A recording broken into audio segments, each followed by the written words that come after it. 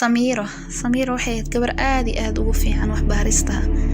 Waxayna ka timid wadanka California, waxayna soo gaartay wadanka Romania. Samira waxay u timid Romania si ay ugu baarto macluumaad ku saabsan dhacdooyinkii hore ka dhacay.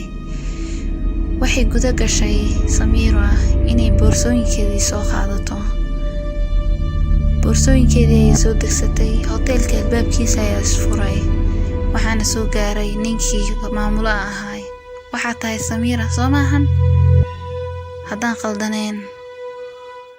Samira way la fajacday, waxay moodaysaa ninkii taleefanka la hadlaysay inuu yahay nin duq ah, laakiin wuxuu noqday nin dhalinyaro oo aad iyo aad u qurux badan. waxay tiri hadda gudaha ma gali karnaa. wuu dhowl cadeeyay, markaa kadib gudaha ayaa la isku raacay, hotelkii ayay galeen. hotelka dhexdiisa wuxuu ahaa hotel aad iyo aad u qurux badan. Samira shaki ayaa galay, meesha ma qasriba mise waa hotel. ninkii meesha soo dhaweynta fadhiyay markay aragtay ayay qanacday Samira. markaa kadib ayuu shakiga ka baxay Samira. ninkii maamulaha ayaa u yimid ninkii soo dhaweynta fadhiyay, wuxuu ku yiri ma noo soo taagi kartaa furaha qolka 104. markaa kadib uu soo dhiibay. waxaa loo sii socday qolka. ninkii shaqaalaha ahaayna wuxuu soo qaaday boorsada Samira. intii ay sii socdeen wuxuu sheegay inuu yahay hotelkan hotel aad iyo aad u weyn oo ay dhameeyeen hadda qaybtii koowaad iyo qaybtii labaad, laakiin ay shaqadeeda ka wadan karto. dhismahan uu sii dhamaanayaa. wax walba looma baahna Samira. meeshan amnigeedu wuu sugan yahay. wuxuu u sheegay Samira. kadib wixii soo gaareen qolkii. ninkii shaqaalaha ahaa boorsadii ayuu u dhigay Samira qolka. kadib Samira ayaa soo gashay qolka. way la cajabtay quruxdiisa. waxay istir weligay qolkan qol la mid ah maba arag. waxayna fiirisay ninkii maamula ahaa. waxayna ku tiri qolka aad iyo aad ayuu u qurux badan yahay. okay ayuu ku yiri ninkii maamula ahaa. waxaan 3 saac u soo baxnaa cashada, markaa ninka shaqaalaha ayaa ku soo sheegi doono. Samira albaabkeeda ayay xiratay, kadibna sariirta ayay kortay. xoogaa kadib waxa uu yimid ninkii shaqaalaha ahaa. wuxuu ku yiri waxa la gaaray Samira xilliga cashada, waa inaad soo diyaarisaa. Samira way soo baxday. miiska cashada ayay soo gaartay Samira. waxaana fadhiyay Daniel ninkii maamula ahaa iyo labadii shaqaalaha ahaayeen. Samira oo la yaaban meesha ayaa waxaa la hadlay Daniel ku yiri Samira meesha tan wadi dad badan lama helin, waa raadinayna dad badan, marka anaguna ku faraxsanahay inaan la joogto Samira. fadhiiso cashadana si wanaagsan u cun. Samira ayaa u dhowl cadeysay ninkii ku tiri okay. kadib Samira waxay tiri cuntada aad iyo aad ay macaan tahay, laakiin waxay la yaabtay labadii shaqaalaha ahaa sidii u aamusan yihiin ee hal eray afkooda ka soo bixin. Daniel ayay ku tiri habeen wanaagsan. kadibna waxay soo aaday qolkeedii Samira. qolkii ayay furatay. markii ay gal rabtay waxa uu yimid ninkii shaqaalaha ahaa. Samira waxaan ku sheegay habeenkii meeshan amnigeeda aad iyo aad u fiicneen, markaa waxa loo baahan yahay habeenkii qolkaaga ku jirto. Samira aad iyo aad ay u naxday, ayadoo awalba walwal ku jiro ayay sii naxday, indhihii ayay taagtay. way shoogtay. Samira aad iyo aad ay u daalaneed. intaa kadib kamay sii fikiri karin arrintuu ninka u sheegay. kadib waxay soo aaday sariirteeda, leerkina way iska dimisay. wax yar kadib Samira hurda ayaa qabatay, wayna seexatay. kadib waxay soo kacday habeenkii saqda dhexe markay ahayd 8 saac. kadib waxay soo aaday meesha biyaha u yaaleen, biyihii malaha way dhamaadeen. saacadii ayay fiirisay, mise waa saqda dhexe habeenkii. kadib waxay soo aaday albaabka dhinaciisa sida uu soo qaadato biyo. Samira waxay ka soo dhagatay dabaqeedii sida uu soo qaadato biyaha. kadib biyaha ay soo qaadatay, qolkeedii ayay u sii socotay. markii dambe ay waxay maqashay Samira cod aad iyo aad u qurux badan oo ka soo baxayo hotelka dhexdiisa. codkii ay la cajabtay Samira. codkii ay xoogaa dhageysatay. codkan wuxuu ahaa cod aad iyo aad u soo jiitay Samira. Samira waxay isku dayday inay ogaato meeshuu codka ka yimaaday. waxayna kortay dabaqa kore oo labaad. kadib dhaxda ayay isku sii socotay Samira. waxayna ogaatay inuu ka imaanayo codka meesha ugu dambeysa dabaqa labaad. way socotay Samiira siday u soo ogaatay codka wuxuu yahay, waxayna soo gaartay qolka 303. waxay soo xasuusatay ninka maamulaha ahaa wuxuu u sheegay in ayada kaligeed degan tahay, laakiin maxay tahay codkan meesha ka imaan haddii aan hotelkan kaligeed deganahay. kadib albaabkii ayay gargaraacday, si lama filaan ah codkii ayaa istaagay. aad u badan ayaa soo gashay, ayadoon waqti dhumin qolkeedii ayay u soo carartay Samiira si ay u seexato. kadib waagii ayaa bariyay, waxaana u timid islaantii shaqaalaha ahayd sida qolka ugu hagaajiso. Samiira waxay soo qaadatay buugeedii. markaa kadib waxay u timid islaantii shaqaalaha ahayd, waxayna weydiisay yaa degan qolka 303. islaantii aad u naxsan ayaa indhihii taagtay, wayna ku adkaatay inay su'aashaas ka jawaabto. markii dambe ayay ku tiri ma garanayo qofka degan, shaqadeeda ayay iska sii wadatay.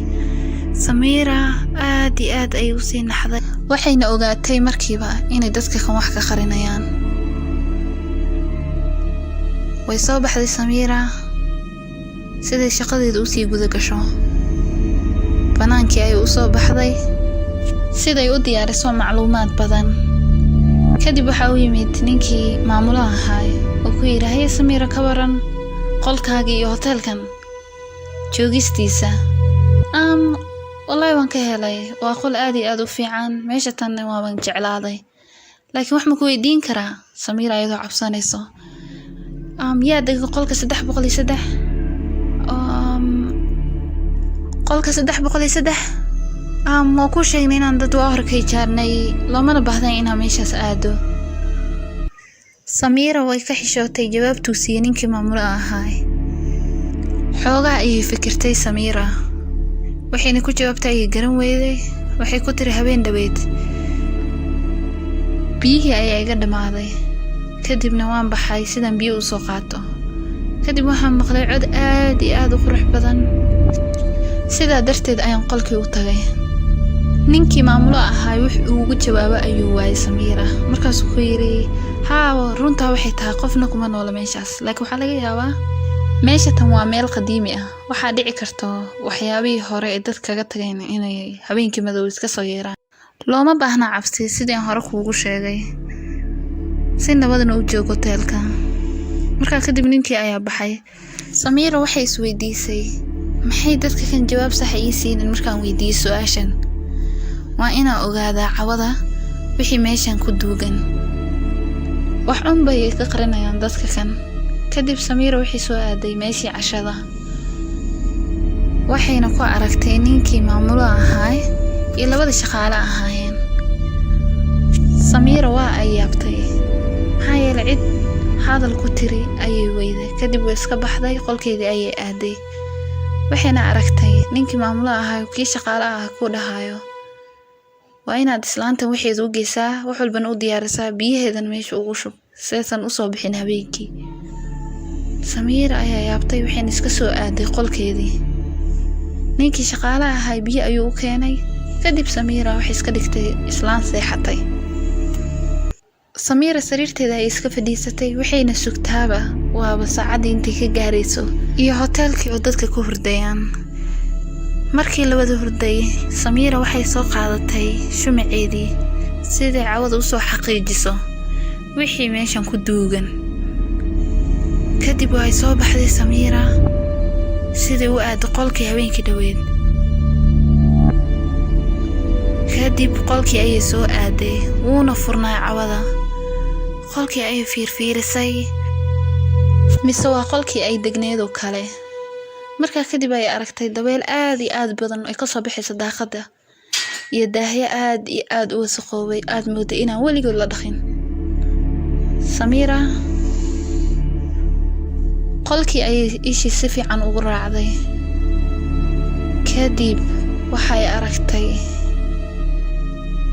bahal musica lagu garaaco oo meesha taalo, mid in muddo ah aan la isticmaalin, oo noo qadiimi waa hore ah. kadib Samiira waxay soo aaday dhanka iyo daaqada. Samiira waxay aragtay keemo aad iyo aad u mugdi badan oo u eg kuwa cabsi badan. Kadib waxaa yimaaday dabeel aad iyo aad u xoog badan oo ka damiyay shumaca Samiira. Samiira waa ay naxday. kadib waxay aragtay islaan waayeel ah oo timo wasakh badan iyo dhar jeexjeexan wadata. kadib naagtii ayaa si xun u eegtay Samiira si aan caadi ahayn. Samiira oo naxsan oo wadnihii banaanka yimid ayaa waxay ku tiri walaashii iga raali ahaw, qolkaagana umaan soo gelin inaan dhaco, haddana waan sii baxayaa khayr badan. naagtii ayaa aad iyo aad u qosashay, qosalaan hore loo arag. waan baxayaa, waxaa lagaaga sheekeeyay soo maaha in qolkan qof degnayn iyo hoteelkanba. haddaba ogow gabaray waa siran tahay, nin ayaa hadda ka hor sidaa u yimid, naftiisana lama arag, aduguna waddadaasaa raacaysaa. yaa Samiira aad iyo aad ayuu naxday. waa habeenkii kuugu dambeysay haweenadaadii. Samiira iga raali ahaw. waxay isku day inay cararto Samiira, laakiin naagtii ayaa isku bedeshay waxaan la arag. wejigii ayay hoos u taagtay, kadibna waxay fiirisay Samiira. Samiira wadnihii ayaa banaanka yimid, hal erayna wuu ka soo bixi waayey.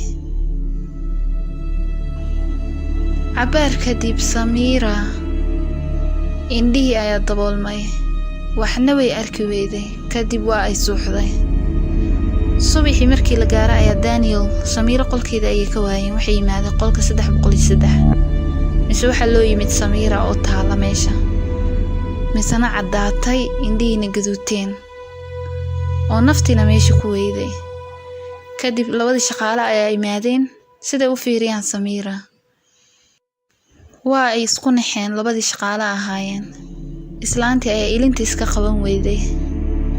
ninkii maamulaha ayaa ku yiri, qof weyn haddii wax loo sheego wixiina maqleen waxaan samayn karayno malaha annaga. marka labadiina waxaa idinka rabaa inaad sidii kii hore aad soo duugtaan. yaana ogaanin dadka, annaga meesha tan ganacsi aan u imaanay, uma imaan dad waaweyn inaan wax ka celcelino. waxaan rabaa sidii ninkii hore aan loo arag inaan tan loo arag.